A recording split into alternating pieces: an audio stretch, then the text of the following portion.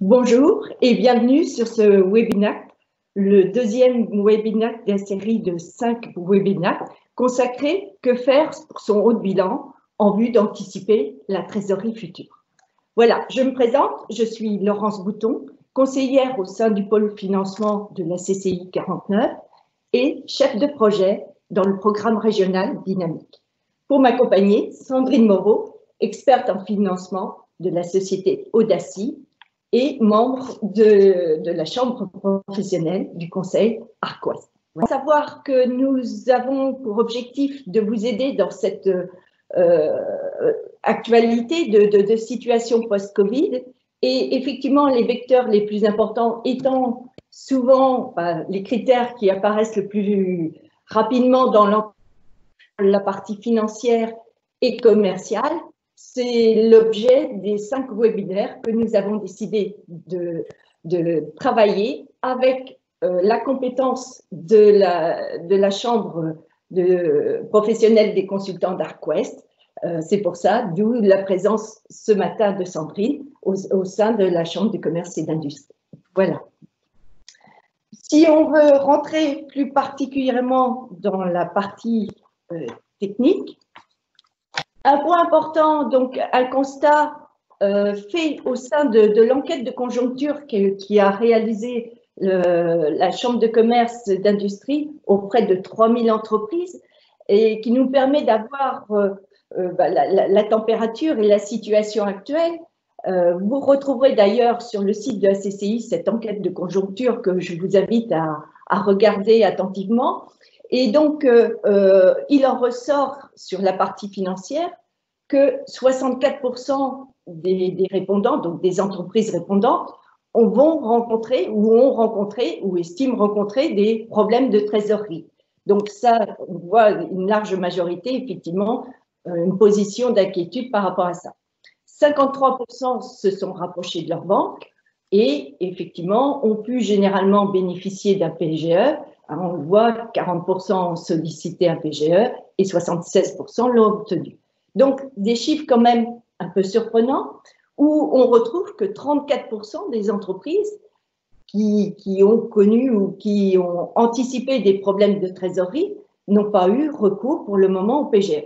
Donc, on attend effectivement les commentaires de Sandrine sur cette approche. Ça sera intéressant de voir effectivement ce rapport vis-à-vis des organismes de financement et en quoi le haut de bilan deviendra ou doit être une préoccupation importante. Voilà. Donc, sans, j'allais dire, continuer sur mes discours, je passe la parole à Sandrine pour effectivement déjà mieux vous connaître, Sandrine, qui vous êtes, alors peut-être en 5 mots, et puis on attend, j'allais dire, attentivement vos commentaires sur le sujet du haut de bilan.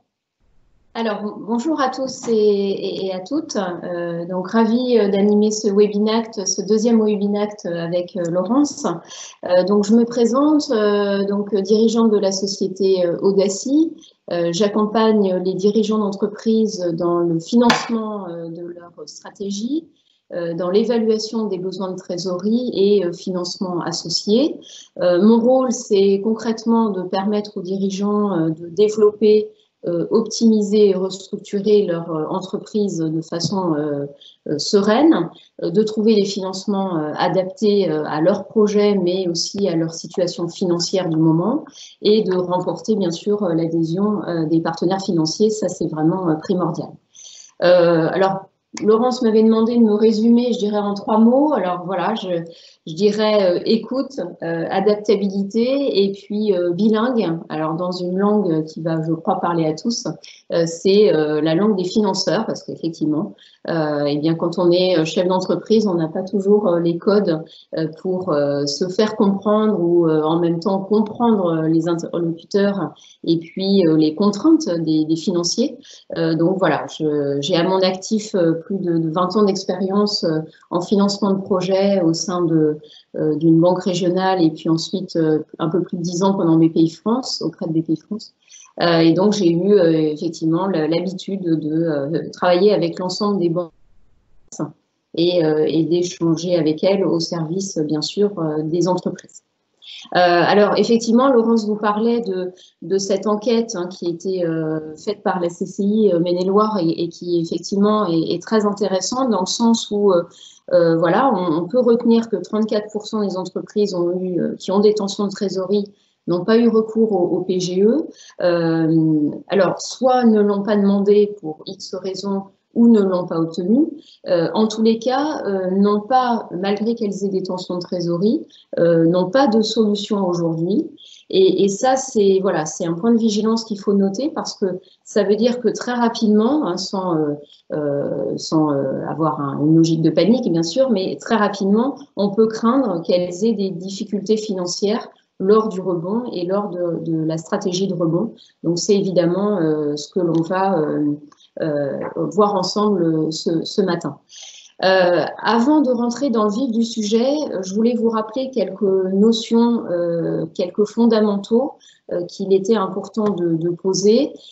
Comme Laurence vous l'a dit, donc on va se situer ce matin sur le haut de bilan. Donc le haut de bilan, en fait, dans le jargon un peu financier, c'est dans votre bilan le passif et le haut du passif. Donc ce sont les fonds propres. Pour faire court, quand on dit haut de bilan, donc ce sont les fonds propres, milieu de bilan, c'est l'endettement, souvent l'endettement à moyen terme, et le bas de bilan, c'est l'endettement à court terme, c'est-à-dire toutes les lignes de crédit court terme qu'une entreprise a à sa disposition.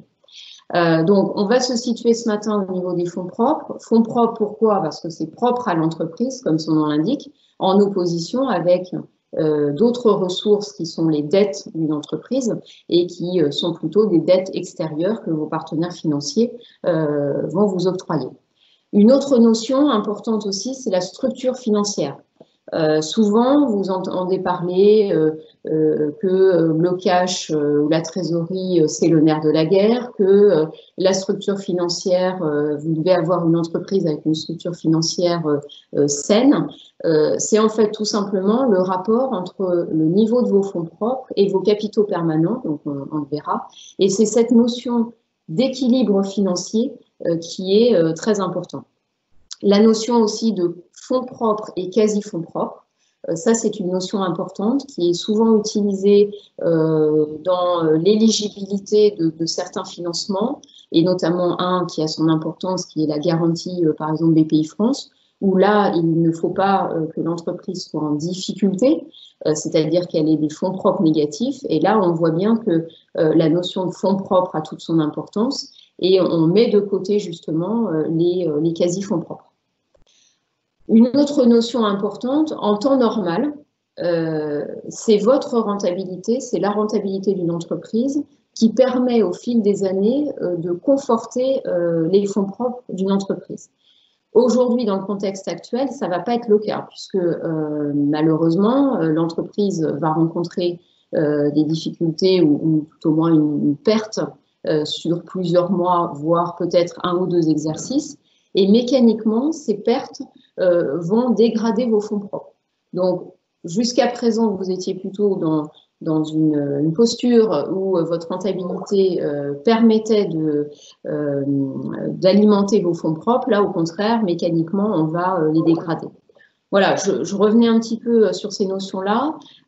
Vous reposez aussi l'enjeu de ce matin, hein, c'est que bien sûr, jusqu'à présent, vous avez mobilisé des outils d'urgence qui ont conforté votre trésorerie.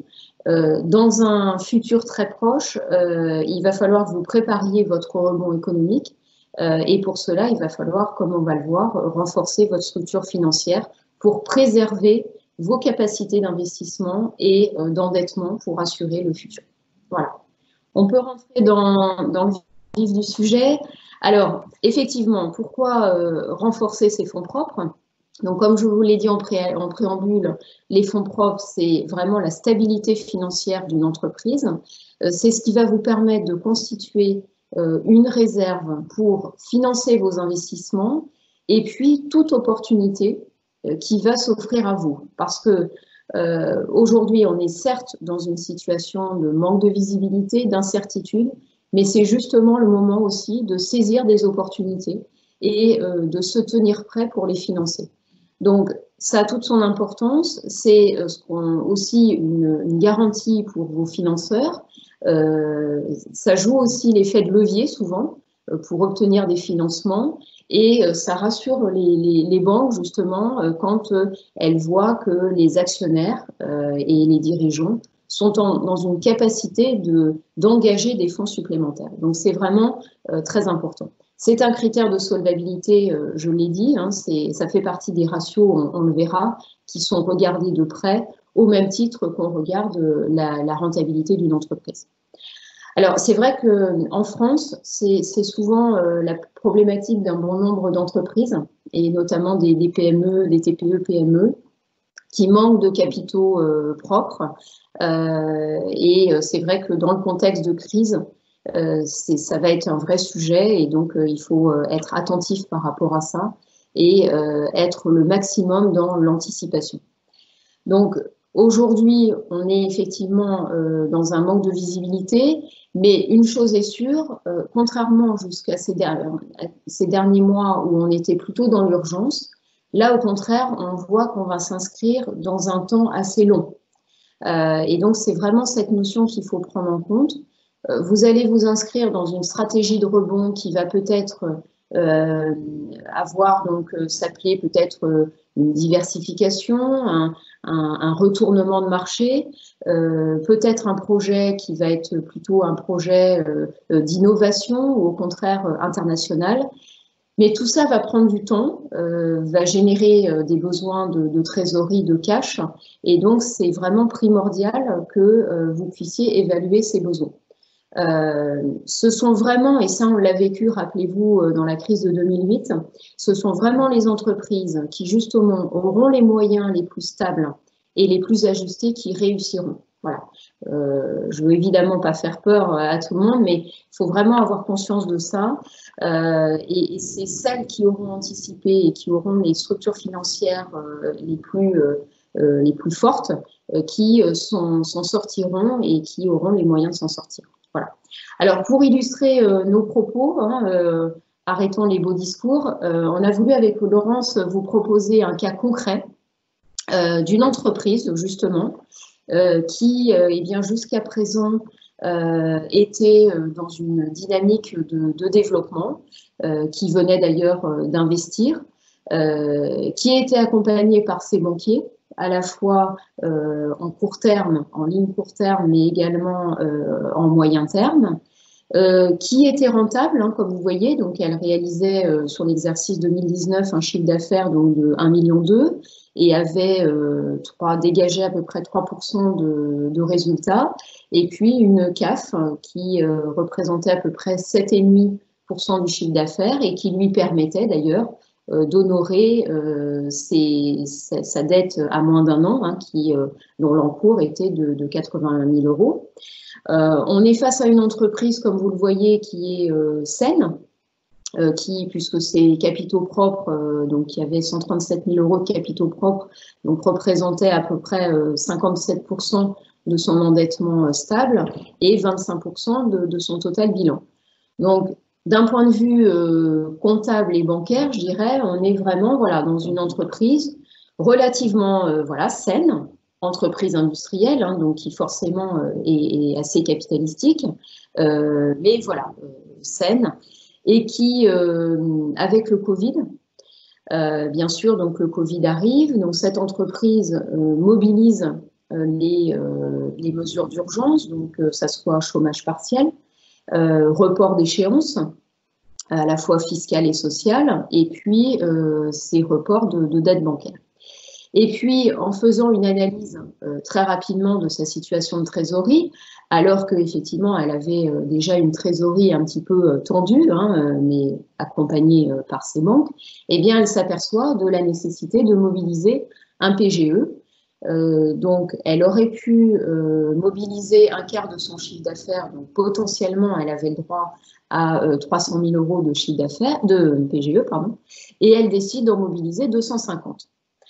Donc, que nous dit le bilan, hein, si on pose ces chiffres dans un bilan simplifié, donc là que je vous propose sur l'année 2020, donc que nous dit le bilan? D'abord, comme vous le voyez, la trésorerie a été confortée mécaniquement grâce au PGE. Ensuite, on voit que, bien sûr, du fait de la perte qu'elle va enregistrer sur l'année 2020, les fonds propres vont mécaniquement se fragiliser, puisqu'on va passer de 137 000 € de fonds propres à 87 000 €, hein, qui est par différence la perte de l'exercice. En face, que voyons-nous? On a un niveau de dette qui a augmenté, par contre, hein, puisque on avait un encours de 238 000 €. Il y a eu un report d'échéance, donc ça veut dire que l'encours ne diminue pas aussi vite à la normale que prévu. Et avec le PGE, donc on se retrouve avec un encours global, vous voyez, de 198 000 € plus 250, adossé à 87 000 € de fonds propres. On a une structure financière qui mécaniquement se dégrade. Alors, face à cela, que faisons-nous? Que doit faire l'entreprise? Est-ce qu'elle doit attendre la clôture de son bilan pour regarder et voir comment elle peut financer sa stratégie de rebond? Ou au contraire, est-ce qu'elle doit prendre les devants avant la clôture de son bilan? Donc, on va faire une autre hypothèse, justement, donc après l'hypothèse aussi, c'est que la stratégie de rebond nécessite un financement de 150 000 €, donc qui concerne à la fois la réalisation d'investissements et puis surtout le financement de la croissance du BFR. Parce que qui dit diversification, qui dit projet innovant, dit qu'on va s'inscrire dans un temps long qui va, avant même qu'on ait un retour sur du chiffre d'affaires et un retour sur les règlements clients, ça va nécessiter de mobiliser du BFR. Et donc, naturellement, l'entreprise souhaite financer ses besoins et donc dont on a fait l'hypothèse d'être évaluée à 150 000 €. Donc, l'entreprise prépare un business plan, prépare un plan de trésorerie et se tourne naturellement vers sa banque pour demander un financement à hauteur de ce besoin. Comment va réagir la banque au regard de la structure financière qui, comme on vient de le voir, s'est un petit peu dégradée? Sachez que la banque se tourne assez rapidement vers 3 ratios de structure financière que j'ai souhaité à travers l'exemple vous poser, qui sont donc le premier, le ratio, comme je vous l'ai dit, de solvabilité. Donc, qu'est-ce qu'on voyait? On voit que ce ratio en 2019 était finalement presque dans la norme, puisqu'on était à peu près, comme je vous l'ai dit, à 57%, quand la norme est à peu près à 65 ou 1,5. Donc, on était dans la norme. Par contre, qu'est-ce qu'on voit avec évidemment la mobilisation d'un PGE qui serait transformé en endettement, hein, qui ne serait pas remboursé à l'issue des 1 an, on voit que ce ratio de solvabilité se dégrade puisqu'on est en dessous des 0,2. Mécaniquement également, ce que l'on voit, c'est évidemment les ratios donc de dette rapportés à la CAF se dégradent également. Là où on était dans comme on l'a dit, une structure assez saine, hein, puisque l'endettement représentait à peu près à peine 2 années de CAF, là, mécaniquement, comme on a une diminution de la CAF, de façon exceptionnelle, mais quand même une diminution, eh bien, on voit évidemment que le ratio d'endettement, je dirais, explose. Donc, on voit que les ratios, les 3 principaux ratios, je dirais, hein, qui vont être regardés au-delà, bien sûr, du scénario de retour à la rentabilité et retour au développement que vous allez montrer, que ces ratios se dégradent et le risque, vous allez être confronté à un risque, une probabilité forte que la demande de financement de 150 000 € vous soit refusée ou tout au moins qu'elle vous soit étayée par une demande justement de renforcer vos fonds propres. Et donc, plutôt d'être évidemment mis un petit peu au pied du mur par votre banque, qui va vous demander, à juste titre hein, d'ailleurs, de renforcer votre structure, eh bien, c'est de vous démontrer justement qu'il faut anticiper cette situation. Alors, On le voit bien, et c'est là-dessus que j'insisterai ce matin, sans rentrer dans le détail, mais on voit bien, voilà, la nécessité, encore une fois, pour éviter de vous retrouver au pied du mur de la dette, hein, comme pour reprendre l'expression assez usitée en ce moment, plutôt que de vous retrouver au pied du mur de la dette en ce moment, et de vous permettre d'assurer capacité d'endettement et surtout de financer votre stratégie, c'est de renforcer vos fonds propres.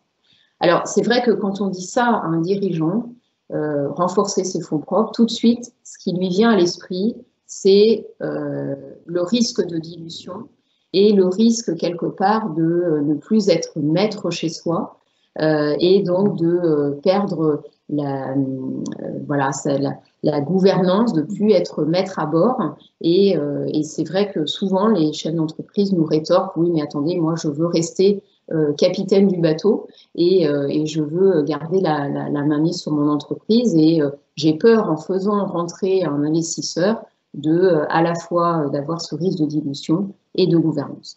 Donc sachez, et on va le voir ce matin, qu'il existe des moyens aujourd'hui pour éviter et contourner, je dirais, ces écueils avec des produits peu ou moins dilutifs que l'entrée en capital d'un fonds d'investissement.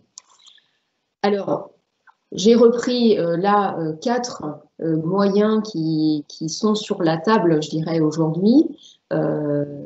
Vous avez vu que les pouvoirs publics, pour l'instant, donc, se concentrent sur des plans de relance et des plans de relance suivant une typologie de secteur d'activité ou une typologie d'entreprise. Donc, c'est vrai que les pouvoirs publics aujourd'hui sont tournés vers des grandes entreprises, vers des grands secteurs, hein, bien sûr, parce que c'est très impactant, notamment dans l'Ouest, hein, par rapport à Airbus et tous les sous-traitants que nous avons dans l'Ouest. Donc, c'est évidemment très impactant.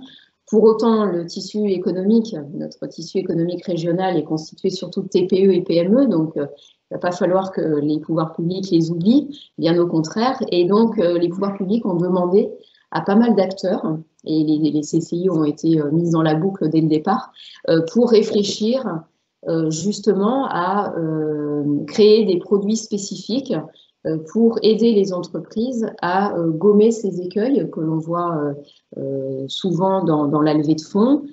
Déjà, gommer le principe de la valorisation des entreprises. C'est vrai qu'aujourd'hui, il serait très dommageable de demander à une entreprise et de dire, bah voilà, on investit à vos côtés, mais on va valoriser votre entreprise. Et aujourd'hui, on sait bien que va se poser la question de la valorisation.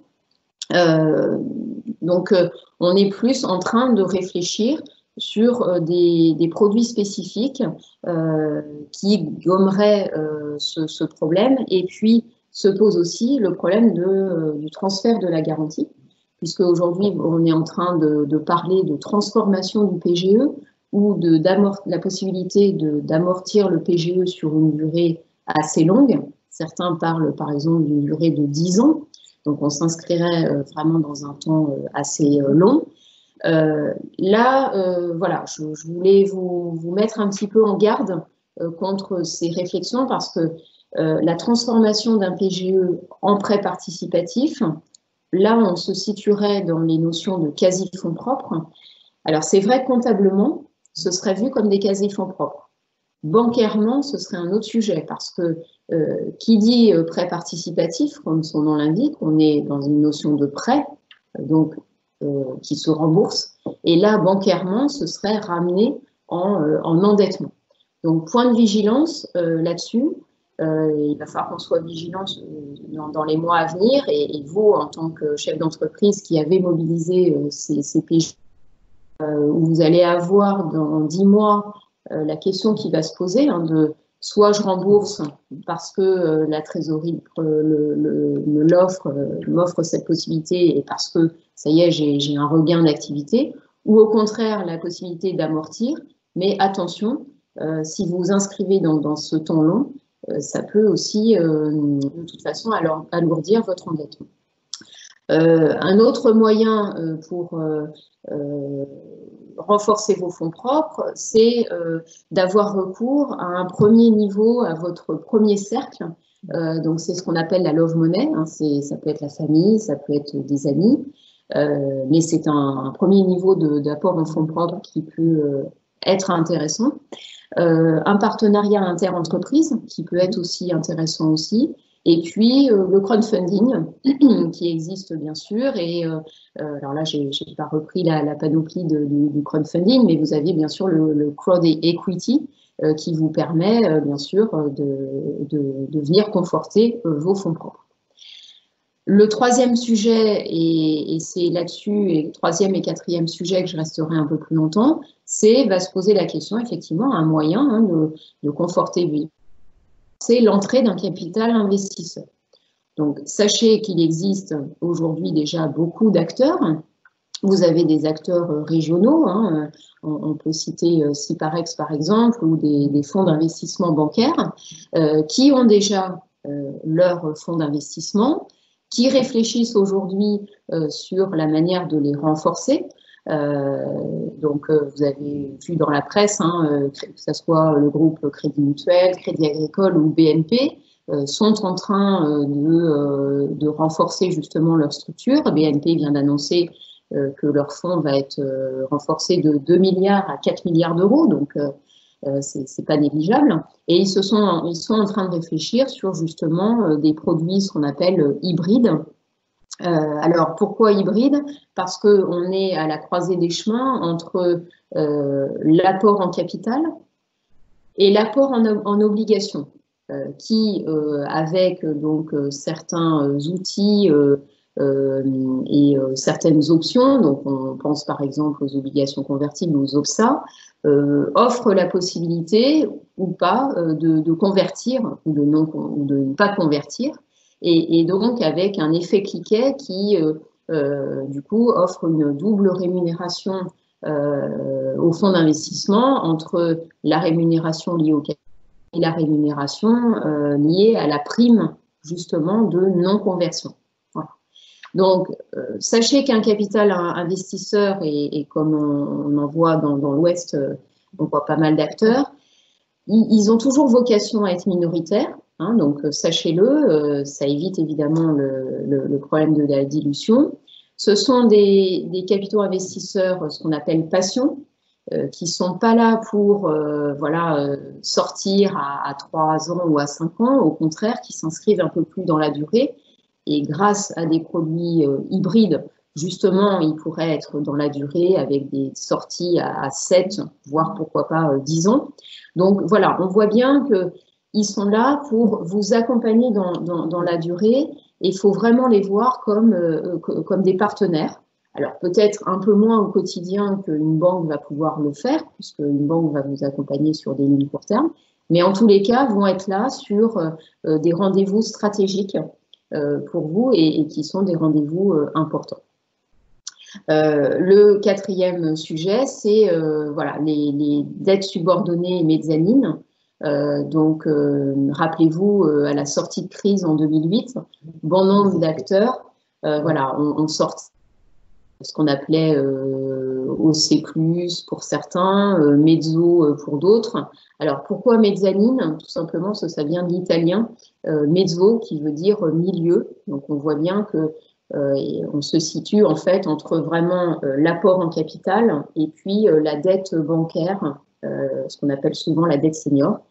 Ce sont en fait des outils de dette parce que ce sont des dettes in fine, donc qui se remboursent après les prêts bancaires et qui sont assimilés comme des quasi-fonds propres. Voilà.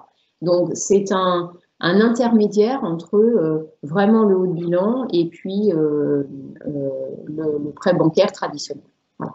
En tous les cas, le message que je voulais vous faire passer ce matin, voilà, c'est il va falloir être attentif sur les prochains mois, justement sur l'évolution du marché du capital investisseur, parce que beaucoup d'acteurs donc sont en train de plancher justement sur de nouvelles solutions pour éviter justement les effets de dilution et les effets de valorisation d'une entreprise. En conclusion, le mot d'ordre, c'est vraiment, comme vous l'avez compris, l'anticipation. Il ne faudrait surtout pas en fait attendre la clôture, comme vous l'avez vu, hein, du bilan 2020 pour se réveiller, c'est, je dirais, dès maintenant. Ce n'est pas parce que vous avez conforté votre trésorerie grâce aux outils d'urgence que vous devez vous sentir, j'ai envie de dire, serein pour aborder la suite. Non, votre trésorerie, bien sûr, elle a été confortée, mais c'est très éphémère et il va falloir au contraire anticiper. Ce qui est important aussi, c'est de poser vos scénarios stratégiques pour l'avenir. Ça, Eric, la semaine dernière, on a parlé, Eric Lebret. Je vous invite à revoir son webinaire qui était très intéressant et qui justement vous sensibilisait sur cette notion de scénario stratégique. Posez votre business plan évidemment à 3 ans, surtout les besoins de financement associés, ça c'est très important. Et puis, vous tournez vers des capitaux investisseurs, ça n'est pas la même chose que de vous tourner vers un banquier. Donc, ce qui est important, c'est de formaliser votre dossier financier. Et pour cela, le mieux est de vous faire accompagner. Donc, nous sommes là avec la CCI et les consultants pour vous accompagner sur ce sujet-là. C'est vraiment très important. C'est vraiment en ce moment l'occasion je dirais, de soigner aussi vos partenaires financiers que vous avez à présent. Surtout, resserrer les liens avec eux, faites-vous accompagner, dialoguer, ne restez pas seul face à vos difficultés, ça c'est vraiment le mot d'ordre. Communiquez avec vos banques, voilà, même si vous devez provoquer ce qu'on appelle un petit peu des rendez-vous de crise, on est là pour vous accompagner, pour les préparer et pour vous aider justement à préparer votre stratégie de rebond économique.